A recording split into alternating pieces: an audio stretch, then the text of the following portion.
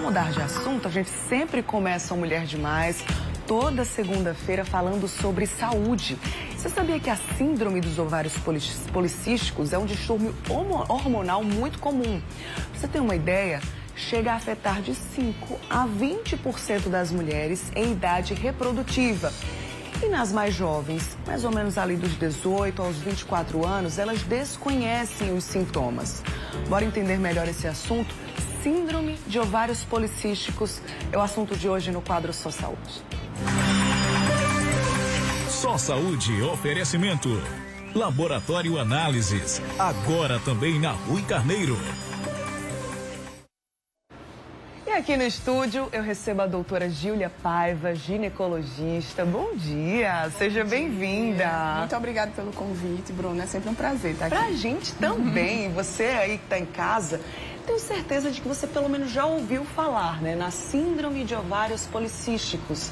Então, se você tem dúvidas sobre esse assunto, aproveita para participar do nosso quadro Só Saúde, enviando perguntas para o nosso WhatsApp. É o 991050400. O telefone está aqui comigo. Você manda uma mensagem e eu vou trazendo aqui em tempo real para a nossa especialista, tá? Então, antes de qualquer coisa, acho que é importante trazer o conceito, né, doutora? O que é essa síndrome? Explica pra gente. Perfeito. Então, quando a gente fala de síndrome dos ovários policísticos, por ter na palavra esse ovários policísticos, a gente se liga ao ultrassom e achar cistos nos ovários, né?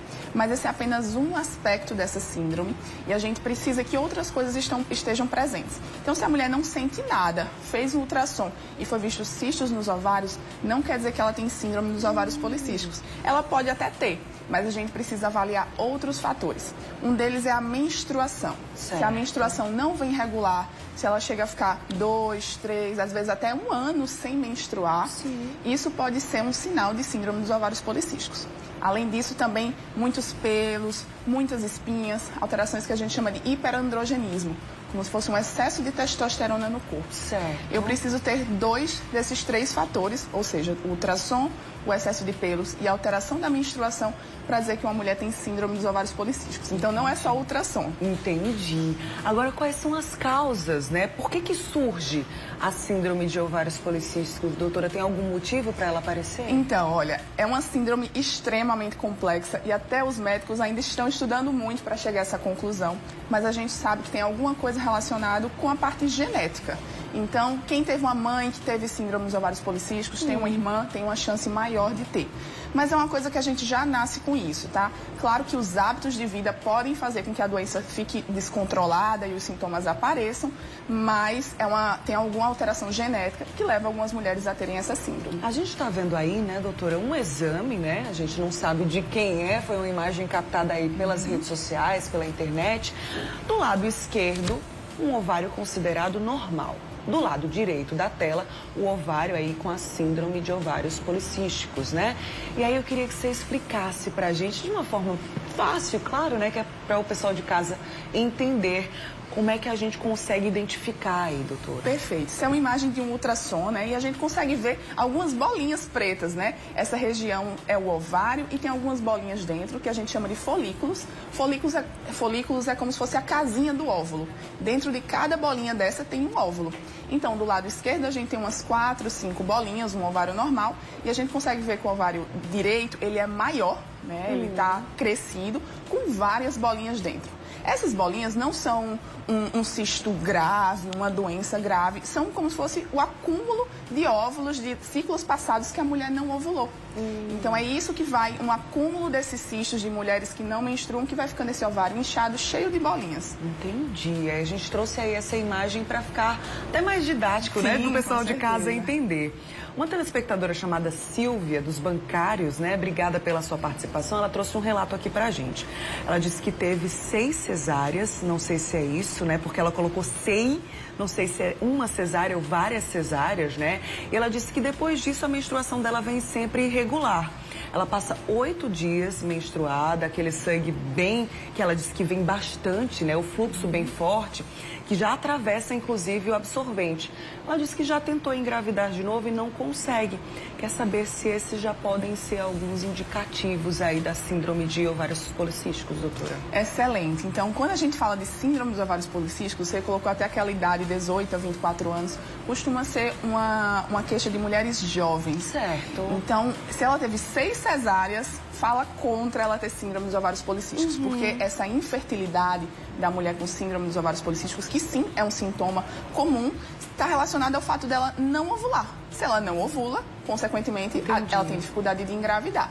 Se ela engravidou 6 vezes quando era mais nova, provavelmente ela não tem síndrome dos ovários policísticos. Certo. Como eu falei, é uma coisa genética. Então, provavelmente, ela já tem esses sintomas desde as primeiras menstruações, desde que ela era jovem. Ela precisa, sim, investigar o que é que está acontecendo que ela não consegue engravidar, mas, a princípio, não parece ovários policísticos. Certinho. É importante, né?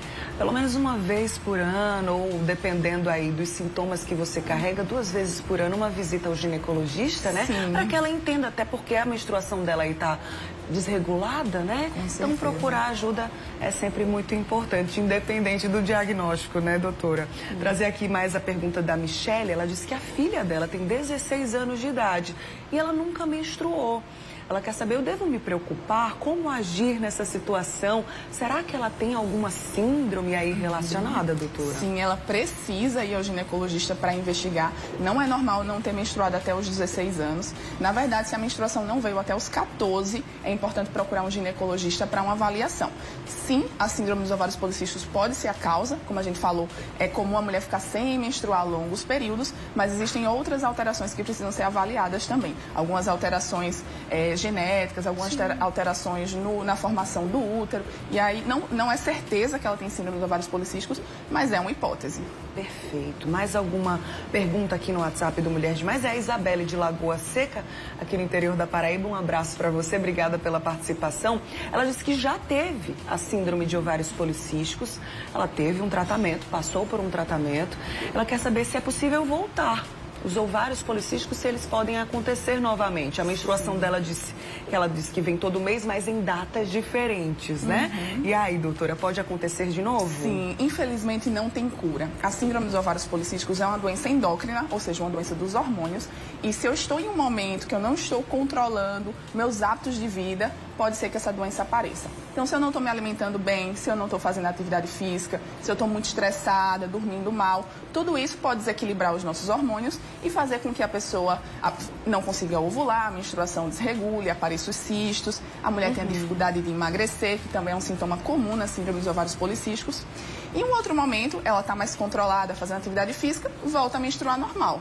Então, existem ciclos, sim, que têm a ver com nossos hábitos de vida. Se ela voltou os sintomas, procurar o médico para avaliar, mas também já em casa, fazer atividade física, controlar a alimentação, que só isso muitas vezes já ajuda a regular a doença. Entendi. Ela trouxe aqui mais uma pergunta, né? É normal a menstruação vir a cada mês em datas diferentes, doutora? A alteração de um mês para o outro, de até 9 dias, está tudo bem, certo? Eu não preciso menstruar sempre no mesmo dia.